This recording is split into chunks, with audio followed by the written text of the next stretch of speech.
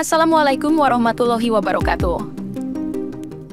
Dalam suatu desa kecil di Sragen, Jawa Tengah, hiduplah seorang pemuda bernama Aditya. Aditya, seorang pemuda yang cerdas dan penuh semangat, memiliki impian besar untuk membantu keluarganya keluar dari kehidupan sederhana yang mereka jalani. Namun, tantangan ekonomi yang dihadapi keluarganya membuat Aditya terjebak dalam ambisi ingin cepat kaya. Suatu hari, Aditya mendengar kisah mistis tentang Gunung Kemukus, tempat di mana masyarakat percaya dapat mencapai kekayaan instan melalui ritual pesugihan yang melibatkan hubungan terlarang. Meskipun awalnya skeptis, kebutuhan ekonomi dan rayuan kata-kata seorang dukun yang menggiurkan membuat Aditya tergoda untuk mencoba nasibnya di Gunung Kemukus. Dengan langkah hati-hati, Aditya memutuskan untuk mengungkap misteri di balik cerita-cerita yang beredar. Saat ia berbicara dengan tetangganya, Mbah Slamet, yang dianggap sebagai penjaga warisan sejarah desa, terungkaplah sejarah kelam Gunung Kemukus. Aditya, Mbah Slamet, apa benar di Gunung Kemukus ada cara untuk cepat kaya? Mbah Slamet melirik Aditya dengan serius. Cepat kaya? Ah, itu hanya tipuan belaka, nak. Jalan pintas selalu punya harga yang mahal.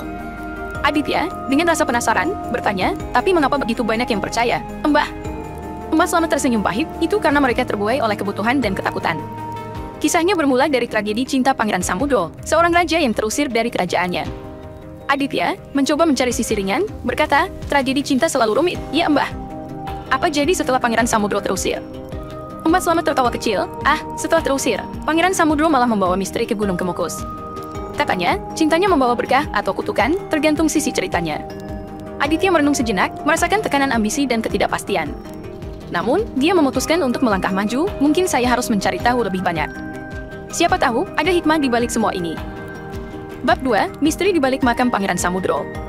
Dengan semangat penuh, Aditya memutuskan untuk mengikuti jejak Pangeran Samudro dan menjelajahi rahasia di balik Gunung Kemukus.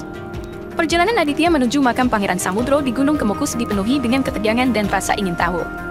Ketika dia tiba di makam tersebut, suasana mistis langsung terasa. Pohon-pohon tua menjulang ke langit, dan udara seakan penuh dengan aura yang sulit dijelaskan. Di depan makam, Aditya bertemu dengan seorang tua yang kelihatan tengah berdoa. Aditya, dengan hormat, bertanya, "Selamat pagi, Pak. Saya mencari informasi tentang Pangeran Samudro. Bisakah Anda membantu?" Tua itu mengangguk, "Saya Mbah Suratman, penjaga makam ini. Apa yang ingin kau ketahui, anak muda?" "Aditya, saya mendengar cerita tentang pesugihan dan Pangeran Samudro. Apakah itu benar?" Mbah Suratman tersenyum, "Cerita itu memang ada, tapi tidak semua yang terbenar-benar. Mari duduk, saya akan ceritakan lebih lanjut." Aditya mencoba meredakan ketegangan, berkata, "Mbah, apakah benar makam ini punya kemampuan membawa keberuntungan dalam cinta?" Mbah Suratman tertawa, "Cinta. Itu tergantung pada definisi keberuntunganmu, nak. Tapi jangan pikir cinta itu bisa didapatkan dengan jalan pintas seperti pesugihan, ya." Mbah Suratman mulai menceritakan kisah tragis Pangeran Samudro dan bagaimana makamnya menjadi tempat persembunyian bagi rahasia cinta yang penuh derita.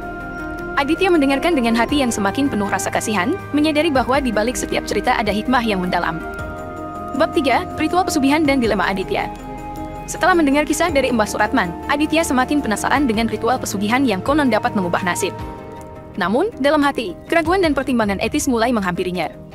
Aditya memutuskan untuk berbicara dengan warga setempat yang pernah menjalani ritual tersebut. Dia mencari seorang wanita yang konon telah melakukan pesugihan selama bertahun-tahun. "Aditya, permisi, Bu. Saya Aditya. Saya ingin tahu lebih banyak tentang ritual pesugihan di sini." Wanita itu menatap Aditya sejenak sebelum tersenyum. "Aditya, ya? Aku Rahma. Apa yang ingin kau ketahui?" "Aditya, apa benar ritual itu dilakukan dengan cara yang tidak lazim?" Rahma tertawa, "Tidak lazim adalah eufemisme, Aditya. Tapi, ya, ritual seks selama 7 hari 7 malam. Itu tradisi di sini." Aditya, dengan nada bercanda, berkata, 7 hari? Apa mereka memberikan sertifikat tahlian setelahnya?" Rahma tertawa keras, Aditya, kamu punya humor. Tapi, serius, itu bukan sesuatu yang bisa dianggap enteng. Ada risiko besar."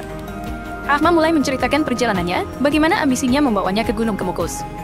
Aditya melihat campuran antara keraguan dan tekad di matanya. Dia merasakan tekanan ekonomi yang melandai masyarakat sekitar. Aditya, dalam hati, mulai mempertimbangkan risiko dan dampak dari keputusan yang akan diambilnya. Apakah keinginan untuk membantu keluarganya akan mengatasi keraguan moralnya? Bab 4, Syarat dan Risiko Pesugihan di Gunung Kemukus. Aditya semakin terlibat dalam misteri Gunung Kemukus. Dia memutuskan untuk berbicara dengan seorang lelaki yang juga menjalani ritual pesugihan sebagai bagian dari kebutuhan ekonominya. "Aditya, Pak Budi, saya ingin tahu lebih banyak tentang persyaratan ritual pesugihan ini. Apa yang membuatnya begitu sulit dilakukan?"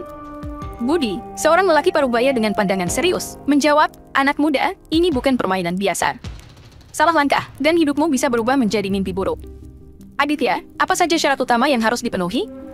Budi memandang Aditya dengan serius. Pertama, harus sesuai dengan tanggal kelahiran menurut kalender Jawa. Kedua, harus dengan orang yang sama selama 7 hari. Aditya mencoba meringankan suasana, bertanya dengan polos, apakah jin dan setan juga punya cuti mingguan? Budi tersenyum tipis, mungkin tidak cuti, tapi mereka suka mengambil kesempatan di saat-saat seperti itu. Jadi, lebih baik waspada. Budi mulai menceritakan pengalaman pahitnya. Bagaimana dia awalnya terjebak dalam urgensi kebutuhan ekonomi, kemudian harus membayar harga yang mahal karena keputusannya. Aditya mulai merenung, menyadari bahwa setiap pilihan dalam hidup selalu memiliki konsekuensi.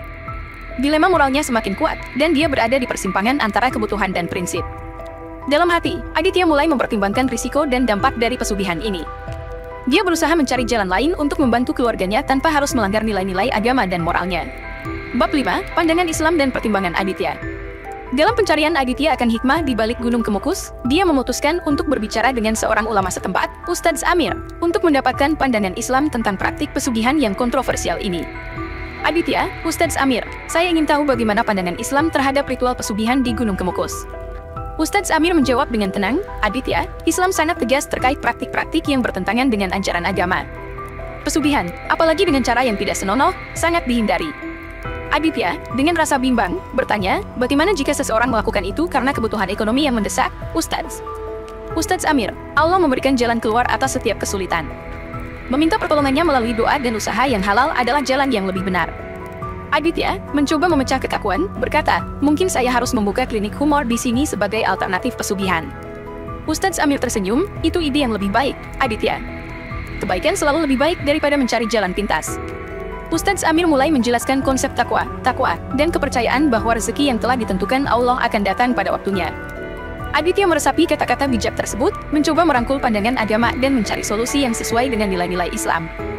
Aditya, setelah mendengar penjelasan Ustadz Amir, merasa semakin yakin bahwa pesugihan bukanlah jalan keluar yang benar. Dia mulai memahami bahwa ada kekuatan yang lebih besar dari ritual-ritual manusia, yaitu kekuatan doa dan usaha yang halal. Bab 6, Keputusan Aditya dan Hikmah Sejati. Aditya kini berada di persimpangan hidup yang krusial. Setelah mendengar pandangan dari berbagai pihak, baik dari Mbah Slamet, Rahma, Budi, Ustadz Amir, maupun Mbah Suratman, dia harus membuat keputusan sulit yang akan membentuk nasibnya. Aditya, Mbah, Rahma, Budi, terima kasih atas pengalaman dan cerita kalian. Saya harus mengambil keputusan, dan ini bukan keputusan mudah. Mbah Slamet, anak muda, jangan biarkan kebutuhanmu mengalahkan nilai-nilai yang seharusnya kita pegang teguh. Rahma, Aditya, hidup bukan hanya tentang kekayaan materi. Ada kekayaan batin yang jauh lebih berharga. Aditya mencoba mencairkan ketegangan, berkata, mungkin saya akan membuka tempat konsultasi hidup. Lebih aman daripada tempat pesugihan. Semua tertawa, menciptakan momen kebersamaan yang ringan di tengah tekanan keputusan yang berat. Aditya memikirkan kata-kata bijak mereka sambil merenungkan tanggung jawab dan nilai-nilai yang harus dia pertahankan.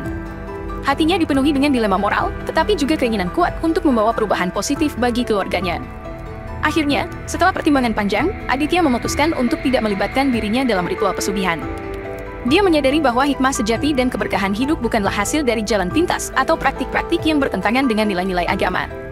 Aditya memilih untuk menempuh jalan yang benar, membangun kehidupan yang berdasarkan doa, usaha yang halal, dan takwa. Dengan langkah mantap, dia berharap dapat menjadi contoh bagi yang lain untuk memilih kebijaksanaan di atas ambisi dan mendekati kekayaan sejati. Bab ke-6 ini membawa cerita Aditya menuju puncak keputusannya dan mengeksplorasi hikmah sejati di balik perjalanan hidupnya. Dialog interaktif dan bumbu humor diharapkan dapat mempertahankan ketertarikan pembaca, sementara nuansa emosional memberikan kedalaman pada pertarungan batin Aditya. Semoga kisah ini bisa menginspirasi kita semua. Wassalamualaikum warahmatullahi wabarakatuh.